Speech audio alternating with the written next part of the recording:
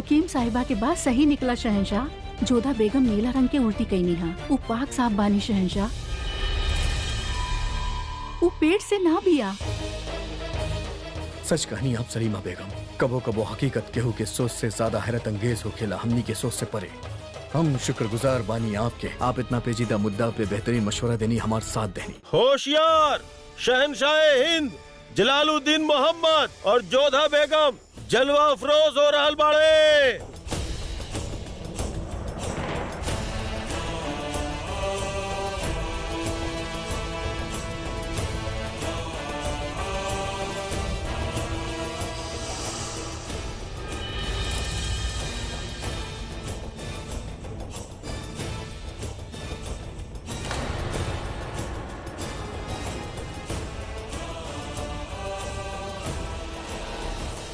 खुदा और जोड़ी के निगहबान रहे।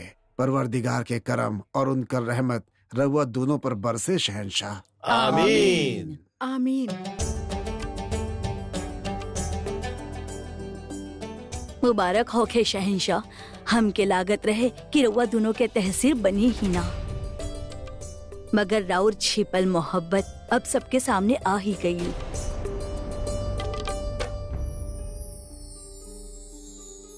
बेगम साहिबा बहुत तकलीफ हो रहल बा ना रउआ के? कह ना सके नहीं कि तकलीफ के आंसू बा या खुशी के। हम मां नहीं के बन पैनी। ई बात के तकलीफ जिंदगी भर रही हमरा के, लेकिन ई बात के सुकून भी बा कि चाहे जोधा बेगम के जरिया ही सही शहंशाह के ई खुशी नसीब त भइल।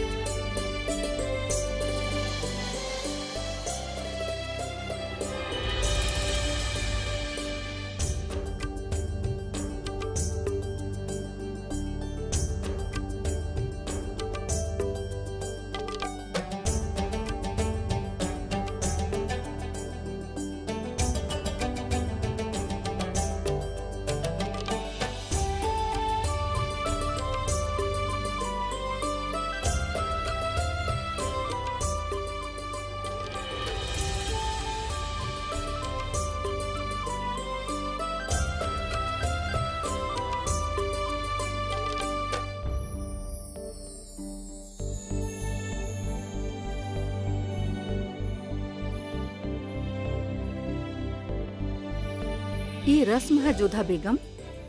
केसर वाला दूध नोश फरमाई।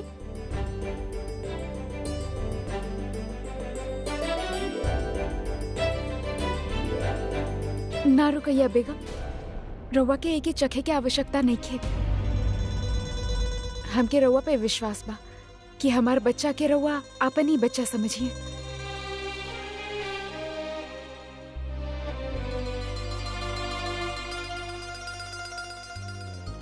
ई लिही।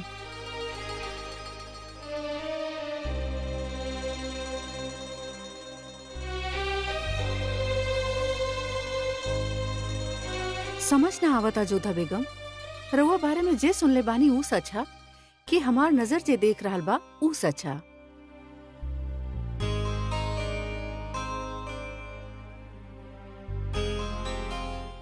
शहंशाह, अब आप जोधा बेगम के साथ आके ये पाक चादर के नीचे खड़ा हो जाएं। रुकैया बेगम, रउआ ये चादर के एक सिरा पकड़ के रखी।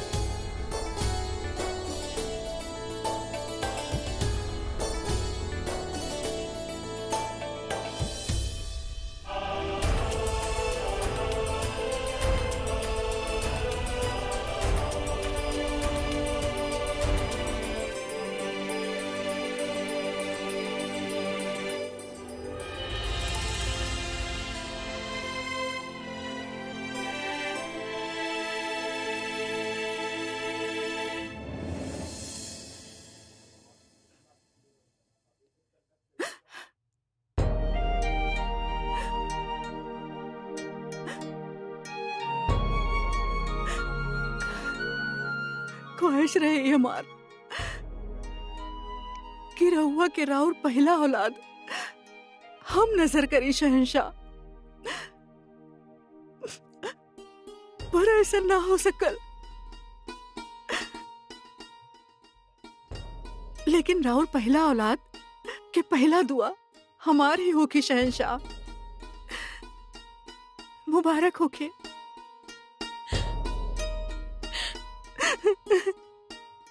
ना जलाल, रहुआ जाई। आज यहाँ से ज्यादा जरूरत रहुआ के वही जे बा जश्न में। जाई।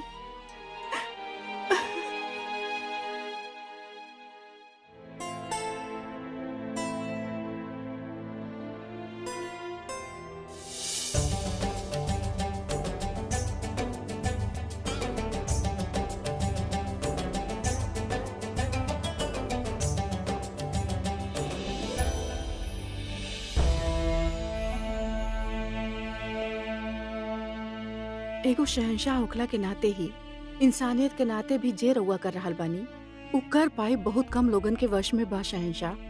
शायद केहू कबो जान न पावे, मगर आपन सबसे बड़ सपना टूटला के बावजूद रउआ अब भी आपन फर्ज और सच खातिर जोने बहादुरी से खड़ा बानी, उ जज्बा रउआ के दुनिया के बाकी इंसान से अलग करेला।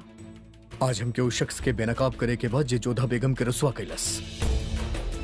के हो सकेला उ शख्स? अगर वो ये महल के ही बासिंदा हा ता यहाँ जश्न में होके के चाहिए ओकरा।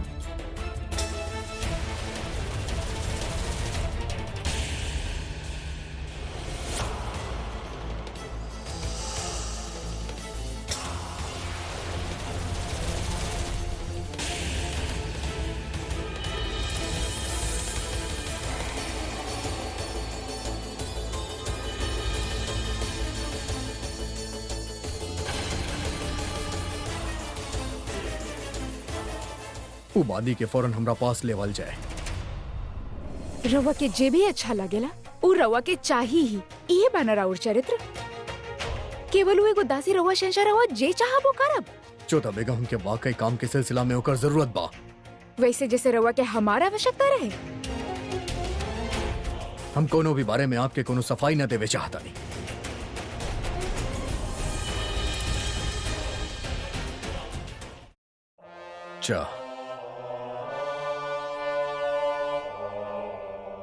तारा हाथ में उकड़ा तो देख लेनी। अभी बतावा कि वो धागा कहाँ बा? गुस्ताखी माफ हुजूर, मगर हमरा हाथ में कोनो धागा नहीं खे। रउआ देखी। अगर झूठ बोलबू तो तहार सर काट के फेंक दिहल जाए। बतावा कि धागा कहाँ बा? हुजूर, हम बांधी ठहरनी। इतना कीमती कंगन हमार कहाँ से हो सकेले? ये हमार नहीं खे। तो फिर के कर बा? हुजूर, ये बख्शी बानो बेगम के बा।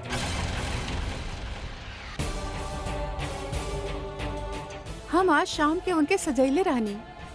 हमार काबिलियत पे खुश होके बख्शी बानो बेगम खुद ही कंगन हमके देनी शहंशाह।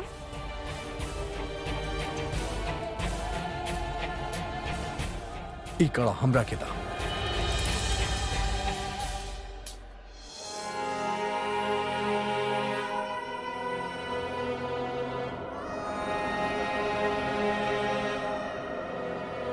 बख्शी बानो की फौरन पैगाम भेजल जाए कि हम उनसे मिले चाहता नहीं। जे हुकुम शहंशाह।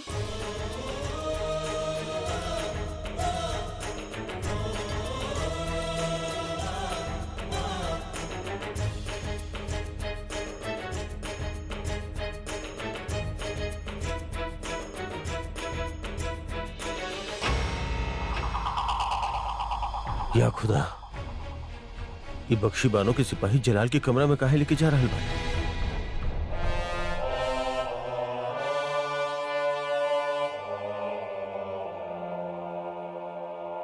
भाईजान, रउआ हमके बुलाइले?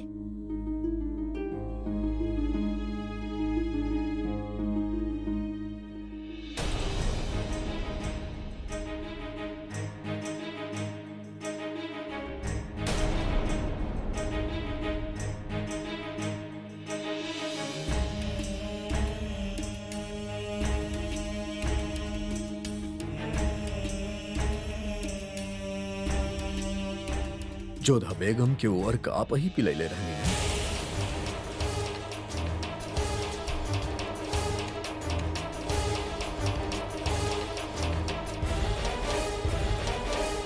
हमके अफसोस हो बात के बाकी गुनाहगार वो निकलल जेकरा बारे में हमके फरिश्ता भी आके कहते तो हम यकीन ना करती। भाईजान हमके माफ कर सफाई दी। ना, सफाई ना। आज अगर हमरा पास दिल होता तो टूट के बिखर जाता। हमार रू बहन जिकरा आंख में हमके आंसू मंजूर नहीं किए वो हमके तकलीफ के मंजर देवे चाहत रही। तू अच्छा तरह से जाने लू बख्शी कि हम जोधा बेगम के साथे कोनो रिश्ता ना बने नहीं। ऐसे में तो उनके माँ बने के खबर हमके कितना तड़पाई बारे में तू एक बार भी ना सोच लू। बस तू यह चाहत रहलू कि हम उनके जिनाहकार मान के उनका कत्ल कर दी या फिर उनके अपन जिंदगी से निकाल दी या आगरा से बेदखल कर देंगे बना। इतना नफरत काहे बख्शी, इतना नफरत काहे कि आपन ही भाईजान के चोट पहुंचावे में आमादा हो जाए। का तू जाने लू कि तहरा वजह से हमके जोधा बेगम की नफरत के शिकार होके के पड़ल। काहे कि उनके लागल कि हमके उनके मर्जी के बगैर उनके छुईनी उनका साथे नाजायज रिश्ता बनेनी और उनके हमार शक के शिकार होके के पड़ल। और जब हम उनके साथे रिश्ता बनेनी ही ना तो फिर वो माँ कैसे बन सकत रहे। अब बताई हमरा के, बताई हमके कि हम कैसे कहीं उनके कैसे बताई कि वो माँ ना बने वाला पड़ी। कैसे बताई कि उनके हमार ही बहन एगो ऐसन अर्क देली जिससे रिहा के सामने उनका रुसवाई होके। कैसे बताई हम उनकरा के कि हमार ही बहन उनका पाक साक दामन के पाकदार करे चाहत रही। तू अच्छा तरह से जाने लू बख्शी कि हम आज तक अपन परछाई पे भी यकीन न के लिए, लेकिन आज हमके पहला बार जोधा बेगम पे यकीन है। अब बताई बताई हमके काहे कहीं नहीं आ पैसन। बताई हमके काहे कहीं नहीं आ पैसन। ई खातिर काहे के वो शायद एगो हिंदू शहजादी बाड़ी ई खातिर या फिर कोनो और वजह बा। बताई वो वजह का बा जौना एगो पाक साफ दामन औरत के सिलाकार साबित करे चाहत रही। तू अच्छा तरह से जानत रहलू ना बख्शी के बालिग बने के ख्वाब हमार रहे। त जब वो ख्वाब आशा बन के हमरा पे टूटे तो हमके कैसन महसूस हुई बारे में तू एक बार भी ना सोचलू। वो तो खुदा के शुक्र बा कि वो हमरा पे खुद के काबू रखे के ताकत अता फरमाने वाले ना तो हम आज गुस्सा में आके जोधा बेगम के कत्ल ही कर देती। और एगो आप बानी बख्शी, एक आप बानी जौनी हद तक चल गईली कि आपन गुनाह के छुपावे खातिर बेचारी हकीम साहिबा के कत्ल तक कर देली। अरे वाह। ना भाईजान, हम जोधा भाभी जान के अर्क जरूर दे दी पर हम हकीम साहिबा के कत्ल ना कईली। हमके तरह से पता चल रहा बा कि उनकर मौत हो गई। भाईजान हमार खुदा गवाह बा कि हम ये सब अपना आप अपन मर्जी से ना कईली। खुदा गवाह बा आज भी भाभी जान के हम बहुत इज्जत और कद्र करेनी। जे कुछ भी भइल बा ये सब हमसे करवाइल गइल बा। हम ना जाने ले कि रउआ और भाभी जान के बीच दूरी वो काहे लावे चाहत रहले, मगर सब कुछ उनके कहला पे ही कहनी हम भाईजान। के करवलस द्वारा से ऐसन बख्शी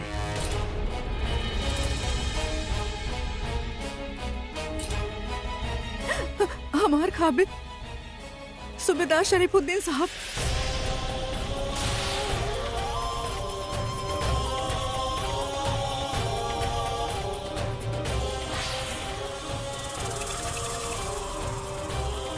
शरीफुद्दीन मगर कहाँ है?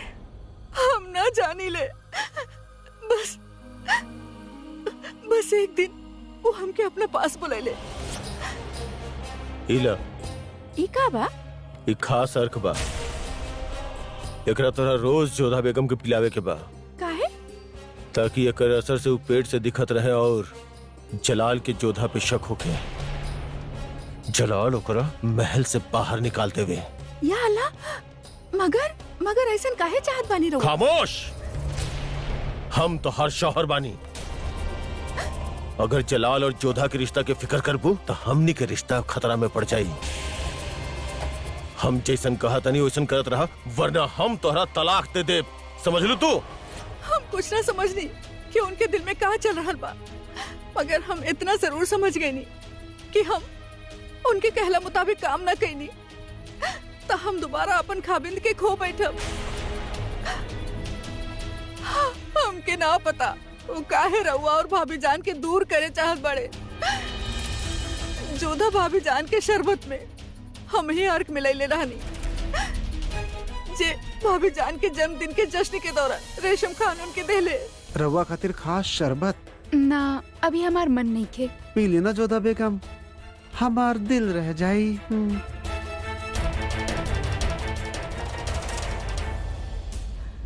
एकरा बाद ही सिलसिला हम खुदे जारी रखनी।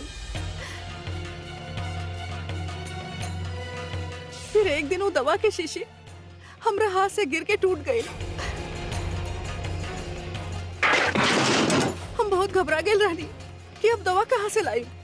हम सोचनी हकीमा साहिबा की मदद से हम दवा फिर से बना ले। हम हकीमा साहिबा के पास दवा खातिर जड़ी बूटी लेवे गई।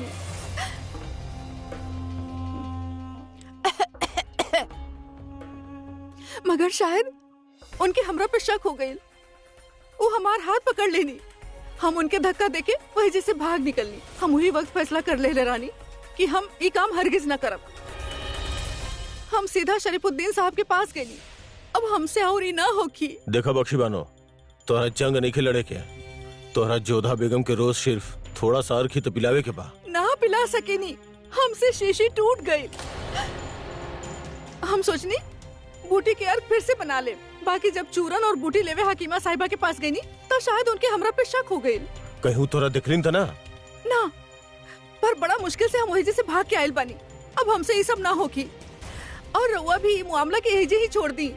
जोधा भाभी जान पेट से नहीं खे और सल्तनत में जश्न मन रहा बा। अगर ये बात भाईजान के पता चली तो का होगी कबो सोचले बानी रउआ। हम रउआ के बहुत चाहे नहीं और भाईजान रउआ के साथ कुछ करे ये हम बर्दाश्त न कर सके नहीं। हमार बात मानी, खुदा के वास्ते ये सब छोड़ दी। ठीक बा, हम सब देख ले। अब तू जा।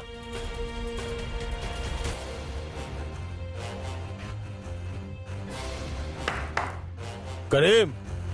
जी हुजूर। तू अभी सफा खाने जा और हाकिमा साहिबा के कत्ल कर दा। और ध्यान रहे, नाकामयाबी के सजा मौत होगी।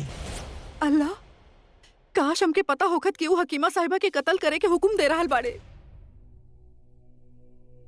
ई साजिश ना ई बगावत बा बख्शी, और बगावत के सजा बा सिर्फ मौत। ना ही सिर्फ शरीफुद्दीन हमार और जोधा बेगम के बीच इतना वाहियात मजाक खेलस कि हकीम साहिबा के कत्ल भी कैले बा। और शरीयत के मुताबिक आंख के बदले आंख, जान के बदले जान। वैसे तो अब गुनाह तू भी कम ना कैले बाड़ो। तहार का सजा हुई हम कल तय करब, लेकिन फिलहाल शरीफुद्दीन के सांस हम बंद कर दे। भाईजान, भाईजान, भाईजान, रवा खुदा का वास्ता भाईजान, अपन बहन के खुशी के वास्ता भाईजान माफ कर दी। ई बेवा के रवा ही दुल्हन बनैला, फिर से दोबारा बेवा मत बनाई भाईजान, मत बनाई। हम उनके बहुत चाहने भाईजान, उनके कुछ हो जाए तो हम सह न पाए।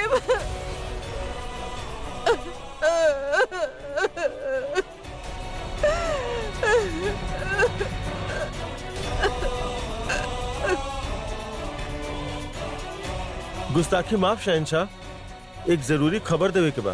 कहा? सूबेदार शरीफुद्दीन साहब बिना कोनो शाही हुकुम के, बिना कोनो वजह बतौले या दर्ज कैले कुछ घुड़सवारन के साथ अभी अभी किला से रवाना भइल बाड़े। ठीक बा, जा।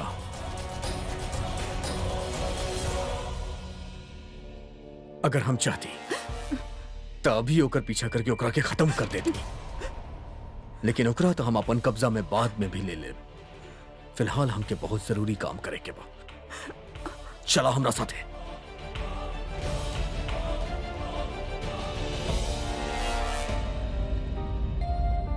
ना उनके मन में रानी के मानबा ना दासी के। हर स्त्री उनके खातिर केवल इच्छा पुत्री के साधन मात्र रहा। आमिर में घृणा करत रहनी उनसे, परंतु यही जे उनकर जे रूप देख रहल बानी, हमार घृणा भी छोट पड़ जाए।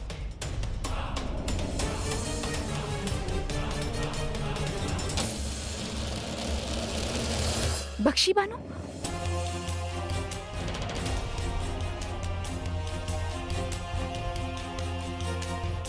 ई का करल बानी रवा? ई कोनो दासी ना राउर बहन बानी। इनके साथ रवा ऐसन व्यवहार काहे करल बानी? का आप जाना तारी जोधा बेगम कि आप माना बने वाला बाड़ी?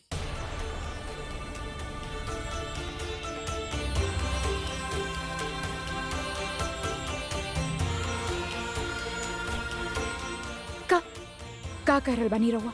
ई कैसन परिहास है? हम मजाक नहीं की करत जोधा बेगम। आप पेट से नहीं किए, ये बात आपकी अच्छा तरह से बख्शी बानो समझेंगे। शायद वो जब अपन कहानी अपना जबानी समझाएं तब आपके समझ में आ जाए। बताइए इनकरा के। हमरा के मुआफ कर दी भाभी जान, हमसे बहुत बड़ गुनाह हो गई। हम रउआ के रुसवा करे चाहत रहनी, रउआ पेट से नहीं की।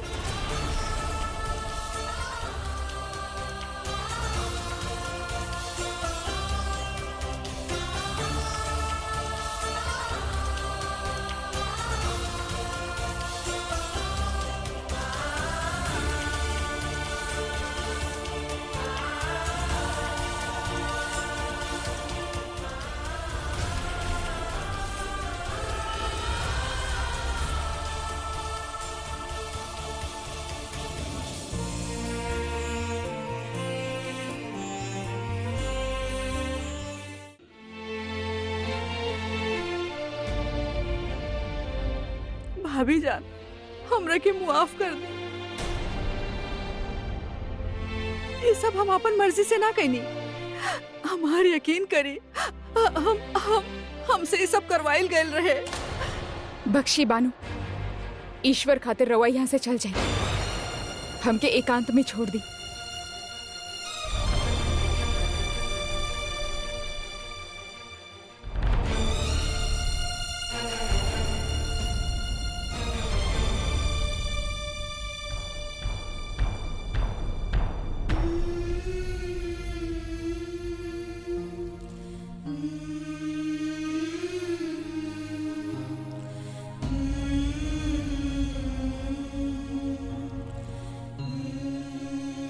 कितना बड़ा अपराध हो गया हमसे।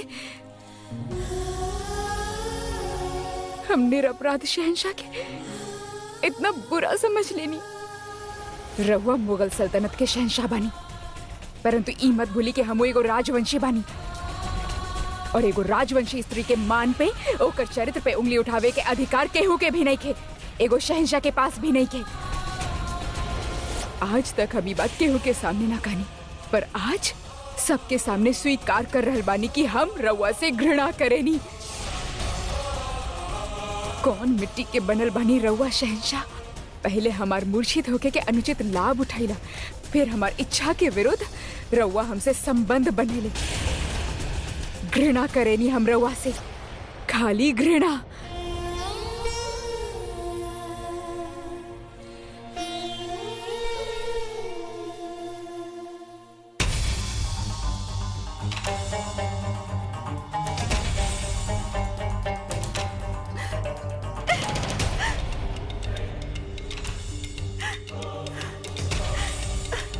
या खुदा, हमके तो यकीन नहीं के हो रहा कि इस सब के पीछे शरीफुद्दीन के हाथ रहे।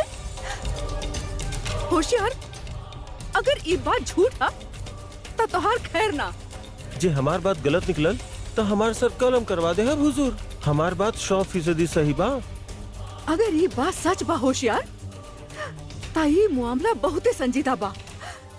हकीम साहिबा के कत्ल हो चुकल बा, और एकरा पीछे केहू गैर ना, खुद बख्शी बानो के खाविंद, जलाल के करीबी, उनकर बहनोई शरीफुद्दीन। इतना बड़ साजिश होत रहे महल में, और हमके कानो कान खबर भी ना मिलत।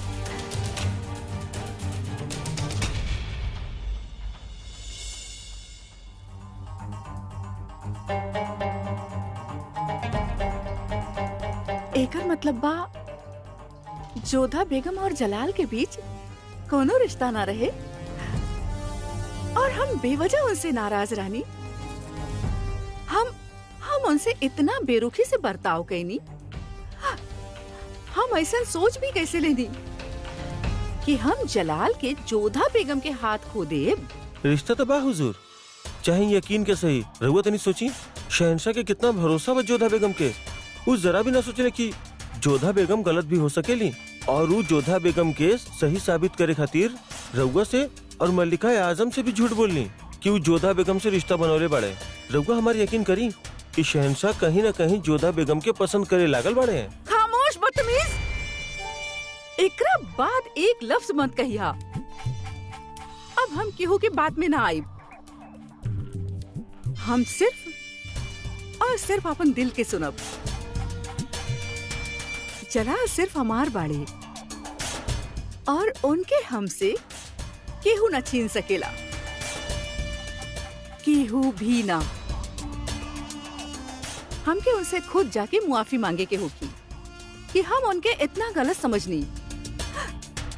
हम यही वक्त उनसे जाके मुआफी मांगब। रउआ के का लगा था वजीर आलिया? बख्शी बानो के का सजा दिहन शहनशाह? वो तो शहनशाह ही बता सकेले रेशम। बख्शी बानो शहनशाह के बहन बाड़ी, वो हो चहेती बहन। हम समझ सके नहीं कि शहनशाह के ए वक्त परेशानी हो रहल होगी। कई सारा सवालात और जद्दोजहद हो रहल होगी उनके जहन में। होशियार शहनशाह हिंद जलालुद्दीन मोहम्मद तशरीफ ला रहल बाड़े।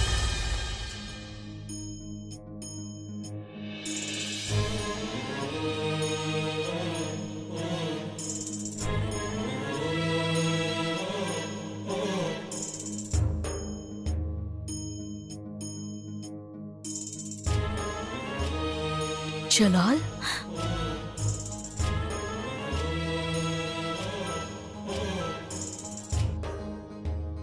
आई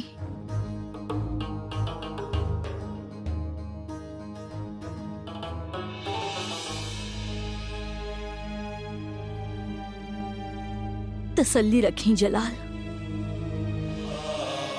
जौना तरह हम आपके पास आई, वही तरह बख्शी बानो भी हमरा पास आवत रहली जब वो उदास होत रहली।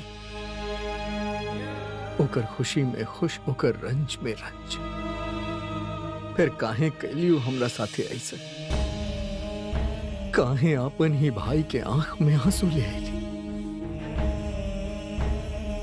चकरा हम आपन समझे ली है गैरन जैसन काम काहे करेला बड़म्मी?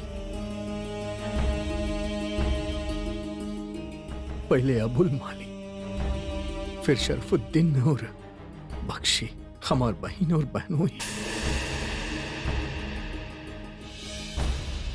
शहनशाह के दोस्त ना हो खेले जलाल, शहनशाह के खाली दुश्मन हो खेले। तही दुश्मन अपनन के नकाब काहे पहने ले बड़म्मी? काहे? मन्नी के असल गुनाहगार शरीफुद्दीन बा, लेकिन ओकर गुनाह में ओकर साथ हमार ही बहन देहले बाड़ी। हम दुश्मन पे शमशीर उठा सकेली, लेकिन अपन ही बहन के हम का सजा दे? ओ भाई जान कहेली हमरा के, तो ही के जान कैसे ले? हमरा अंदर एगो जंग से छिड़ गई बा बड़म्मी, एगो शहनशाह और एगो भाई के बीच में।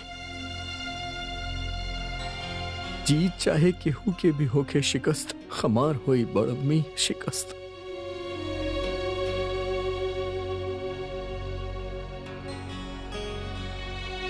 शिकस्त हमार होई।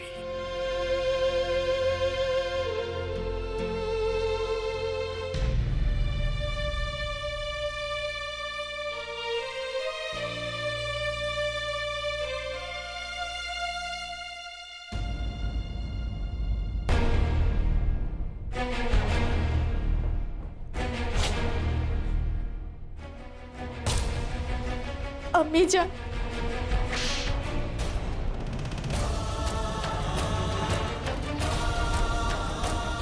अम्मी जान हमार बात तो सुनिए।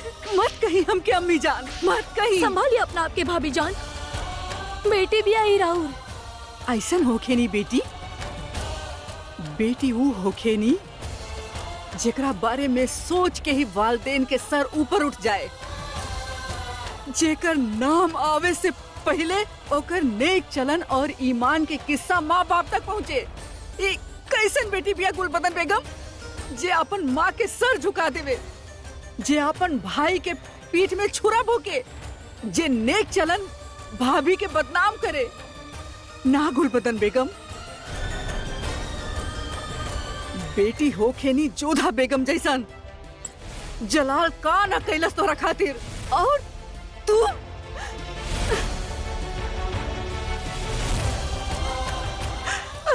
अम्मी जान हमके मुआफ कर दी। तुहार गुनाह की मुआफी ना मिल सकेले बख्शी बानो। देखिए अपना और पूछिए अपना आप से उहे बेटी बाड़ू हमार जी अपन भाई पे जान छिड़के के जज्बा रखत रहल। का यह तहजीब सिखैले बानी हम? का यह परवरिश बा हमार? अगर ऐसा ना तो शर्म आवेला हमके अपन परवरिश पे। आज के बाद जब तक जलाल तोहार गुनाह के फैसला ना कर देवे हम तोहार मुंह ना देखब।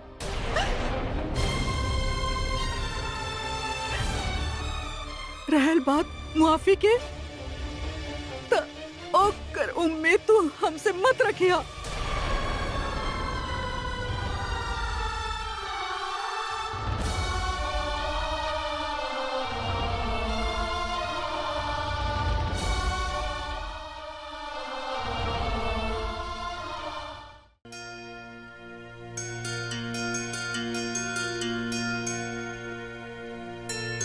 आदाब जोधा बेगम। प्रणाम।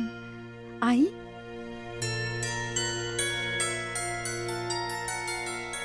बैठी।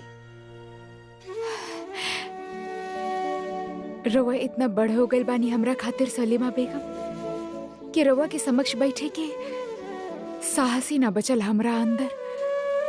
सच में रवा जे हमरा खातिर कहनी बड़ बहन होखेला के नाते सुकन्या खातिर हम इहे करती।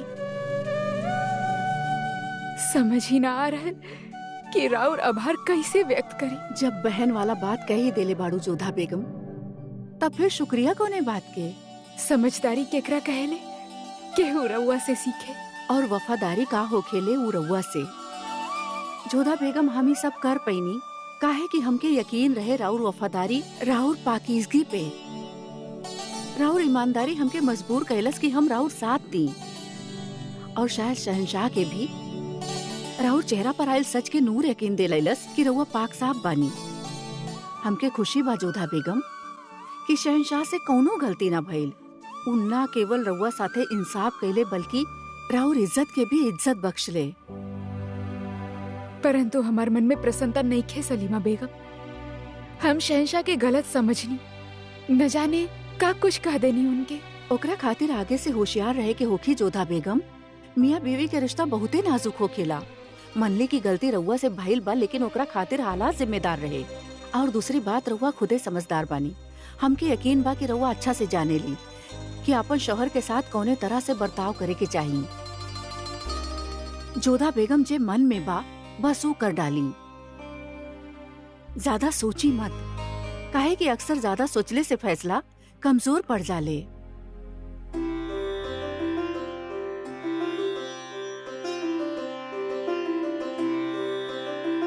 बहुत बहुत धन्यवाद सलीमा बेगम। कम शब्दन में रउआ हमके बहुत कुछ समझा देनी। प्रणाम।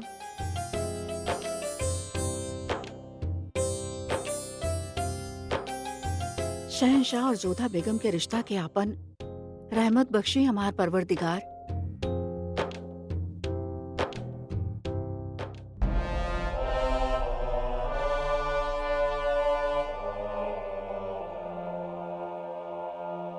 शहंशाह का इकबाल बुलंद होके बेगम जोधा आपसे मुलाकात चाहे ले हुजूर।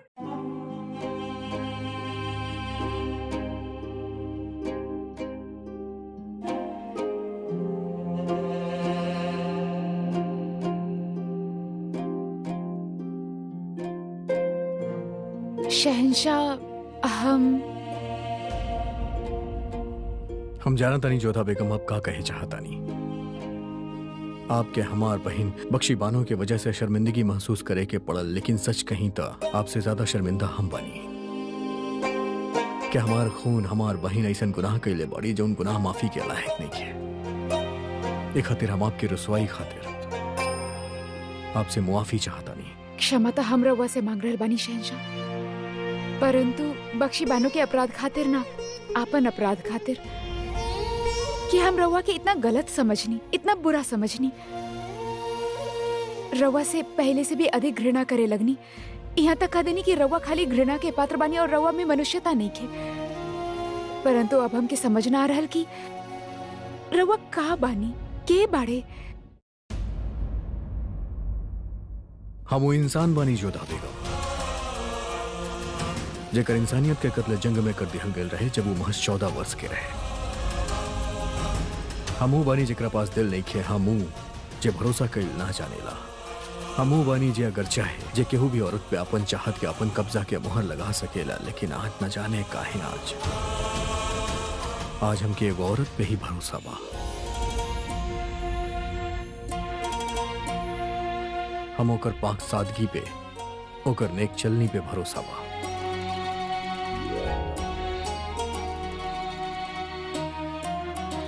परंतु हमरा पे इतना विश्वास का है?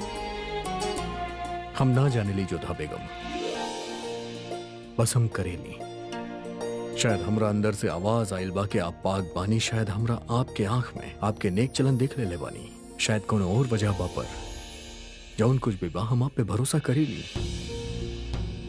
हम रउआ के इतना गुस्सा, इतना हाय देनी ई सोच के कि रउआ हमार चरित्र के भंग कर रहल बानी, परंतु रउआ प्रारंभ से ही ओकर रक्षा करत रहले, केवल ई खातिर के असल अपराधी सामने आ सके। हम अपन प्रतिष्ठा के भंग करत रहनी और रउआ ओके सहेजत रहले।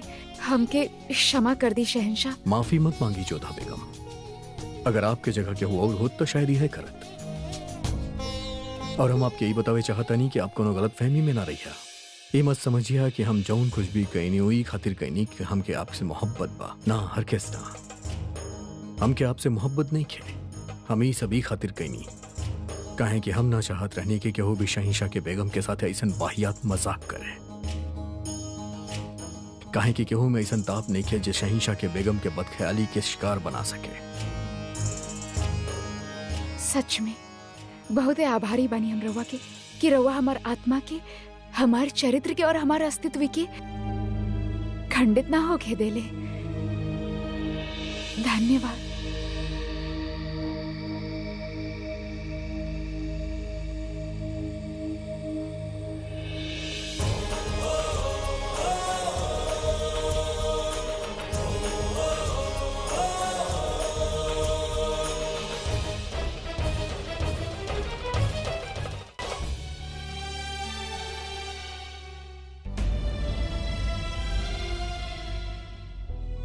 कम से कम शरबत तो ले ली हुजूर।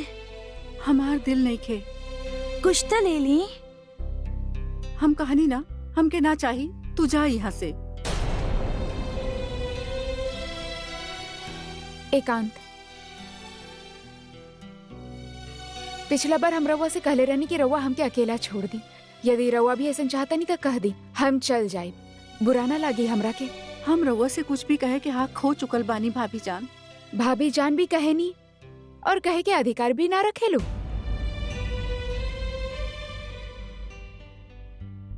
का हम रउआ से पूछ सके नी? हमके ई ना समझ आ रहल बा कि रउआ जैसन सदाचारी स्त्री के ऐसन काम खातिर अपन पति की सहायता करे के का आवश्यकता रहे। यदि शरीफुद्दीन जी रउआ पे दबाव बनावत भी रहले तो रउआ शहंशाह के सब कुछ सच सच काहे ना बता देलू? मोहब्बत खातिर भाभी जान, उस शख्स के खातिर जेकरा से हम बेपनाह मोहब्बत करेनी, वो डर के खातिर कि कहीं हम उनके खो न दे, जे कदाचित ना होखत और खाली वो भय के कारण रउआ ई सब कुछ कर देनी। शायद रउआ ई डर के ना समझ पाई भाभी जान। हम एक बार अपन शौहर खो चुकल बानी, दोबारा ये दुख सह पाई हमरा बर्दाश्त के बाहर रहे। हम शरीफुद्दीन साहब से बेपनाह मोहब्बत करेनी। हम उनके खातिर कुछ भी कर सकेनी, अपन जान भी दे सकेनी और केहू की जान ले भी सकेनी। हमें रउआ से कोनो दुश्मनी नहीं खे, मगर फिर भी हम ई कहनी, हम रउआ के रुसवा कहनी ताकि हमार शौहर के मोहब्बत हमसे रुसवा ना होखे। ई कैसन प्रेम हा जोने में रउआ के उचित अनुचित कोनो भी बात के भान न रहल। रउआ स्वयं के विनाश पे उतारू हो गई नी। शायद रउआ एके समझ ना पाई भाभी जान। शायद रउआ और भाभी जान में इतना मोहब्बत नहीं खे, मगर हकीकत तही बा कि मोहब्बत के कोनो हद ही ना होखेला। इंसान हर हद पार कर जाला और हम भी यह कहनी, ना वजह जानत रहनी ना अंजाम। हम ना जानत रहनी कि शरीफुद्दीन साहब ऐसा काहे करे चाहत रहले। उनके रउआ और भाईजान में दरार डाल के कहा मिलत, इस सवाल के जवाब सिर्फ उनके पास बा और वो यहाँ नहीं खे। और का पता शायद वो यहाँ आ भी पावे या ना। हमके समझ ना आ रहा कब प्रेम में इंसान इस सीमा तक पहुँच जाला कि स्वयं के विनाश पे उतारू हो जावे, आपन अस्तित्व ही दाव पे लगा देवे। ये सब सवाल के जवाब ना बा हमरे पास।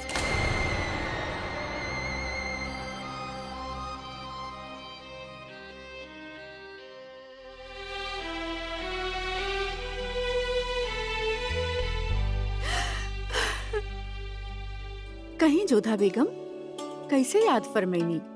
हम अभी अभी बख्शी बानो से मिल के आ रहल बानी और हम स्वयं ही सोच में पड़ गए बानी। का एगो पत्नी के अपन पति से इतना प्रेम करल ठीक बा कि ओके उचित और अनुचित के ही भान न रहे? हम भी अपन पहला मंगेतर सूर्य भांजी के चाहले रहनी, परंतु इतना ना चाहले रहनी जितना बख्शी बानो शरीफुद्दीन के चाहले रहनी। हमके तो ई समझना आ रहल बा कि बख्शी बानो अपराधी बानी की स्वयं ही पीड़िता बानी।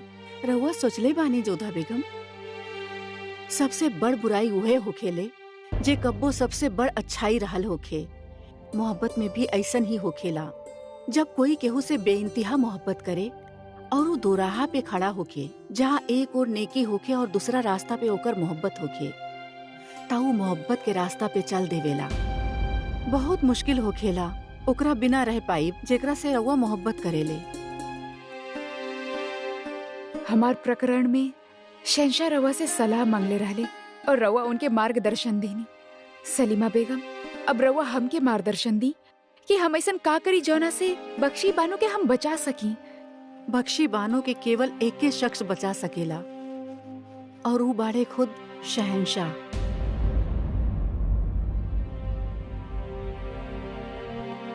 आदाब बेगम साहिबा, रवा दोनों के दीवानी खास में याद फरमाइल गई बा। शहंशाह बख्शी बानो बेगम के मुआमला में फैसला सुनावे वाला बाड़े। चली हमने आ रहल बानी।